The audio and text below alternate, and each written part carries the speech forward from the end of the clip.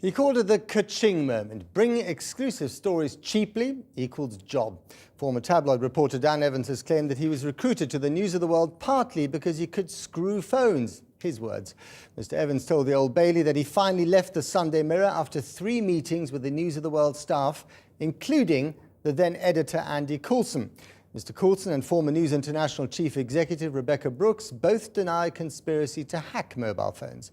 Our Home Affairs correspondent Andy Davis was in court. His report contains flash photography from the start.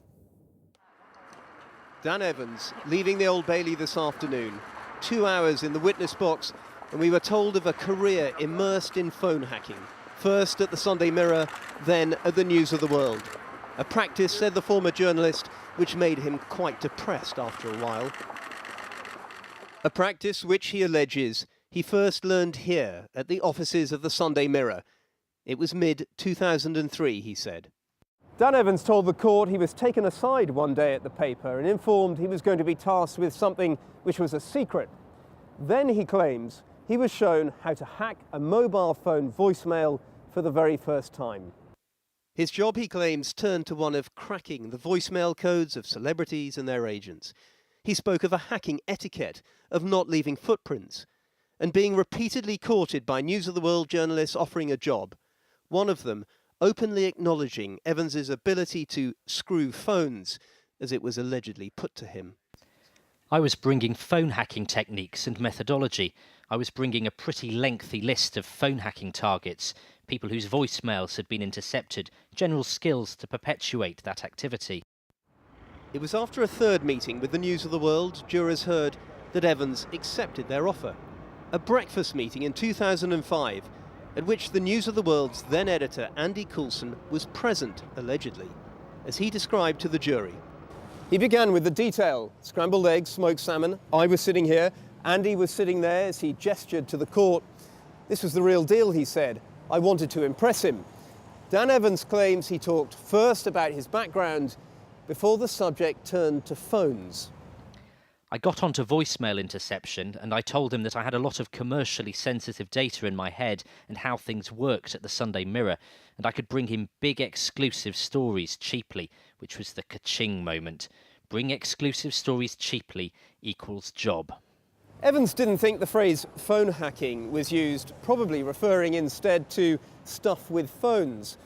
But there wasn't much doubt, he claimed, about what was being discussed. And Andy Coulson, he told the court, knew the context.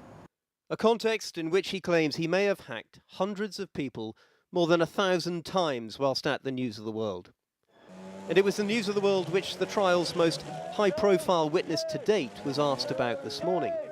Jude Law, the actor, giving evidence about an article from 2005 which revealed an affair between his then-girlfriend Sienna Miller and fellow actor Daniel Craig.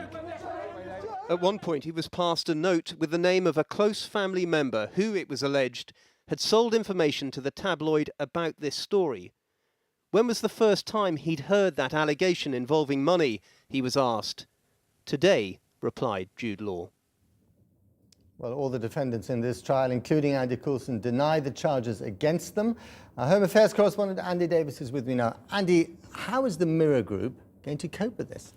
Well, potentially it is a very difficult one for them, but there is a long way to go in this trial, even though we're already on day 50. Day 50, which arguably has been one of the most significant days, arguably, in this trial, because what we had today, for the first time, was a journalist or a former journalist going into the witness box and claiming that he was involved in systematic hacking. Hacking, as he put it, on quite a grand scale.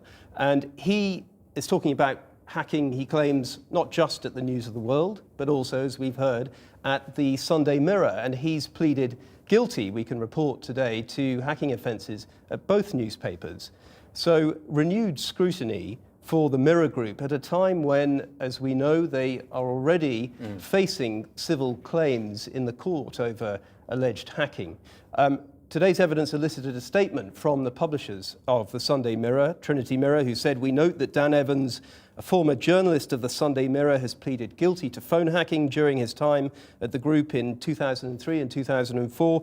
We do not tolerate wrongdoing within our business and take any allegations seriously." Andy Davis, more from Dan Evans tomorrow, but got to leave it there. Thanks very much.